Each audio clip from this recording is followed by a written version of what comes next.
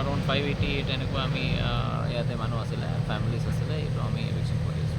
যিহেতু গোৱালপাৰা জিলাৰ হাতী আৰু মানুহৰ সংখ্যা তীব্ৰতৰ হৈ আছে, এই ক্ষেত্ৰত আপোনালোকে উচ্ছেদ আৰম্ভ কৰিছে, আগলৈ হ'ব নেকি তেনেকুৱা স্যাৰ? হ'ব, ইনফ্যাক্ট গোৱালপাৰা আমাৰ হাতী আৰু মানুহ সংখ্যা তো ওৱান অফ দ্য মানে সবচে বেছি আছে কনফ্লিক্ট সিচুৱেশ্যন। বহুত মানুহে অলপ দোনো মানুহ আৰু হাতী দোনোৱে দুপাই আছে এইটো কাৰণে। তো আমাৰ যদি এটাই সলিউশ্যন আমাৰ গভৰ্ণমেণ্টৰো আৰু হাইকোৰ্টৰো যে নিৰ্দেশ আছে, যিমান আমাৰ ৰিজাৰ্ভ ফৰেষ্ট আছে এইটো এনক্ৰ'চমেণ্ট ফ্ৰী কৰিব লাগিব, এণ্ড ফৰেষ্ট ৰিভাইভ, অকল এনক্ৰ'চমেণ্ট ফ্ৰী নাই, ফৰেষ্ট ৰিভাইভো কৰিব লাগিব। এনেকৈ আমি কৰি আছোঁ।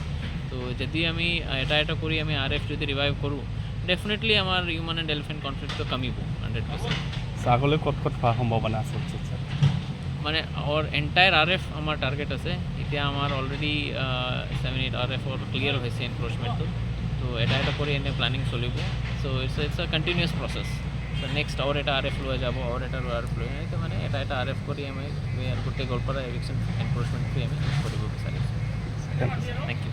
উচ্ছেদ চলি আছে আৰু দেখিবলৈ যে যথেষ্ট আপোনালোকে ফ'ৰ্চ ইয়াতে নিয়োগ কৰা হৈছে, কেনেদৰে উচ্ছেদ চলাই আছে?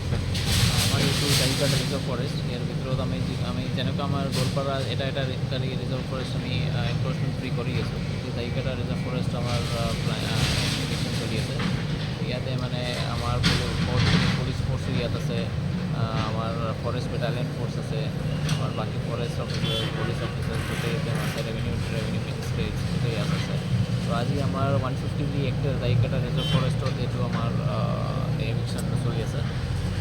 5টা গ্ৰুপ বনোৱা হৈছে, 5টা গ্ৰুপত প্ৰত্যেক গ্ৰুপত 4টা JCB হৈছে, এণ্ড ডিটেইল কৰি এতিয়া মানে কাম এতিয়া হৈ আছে।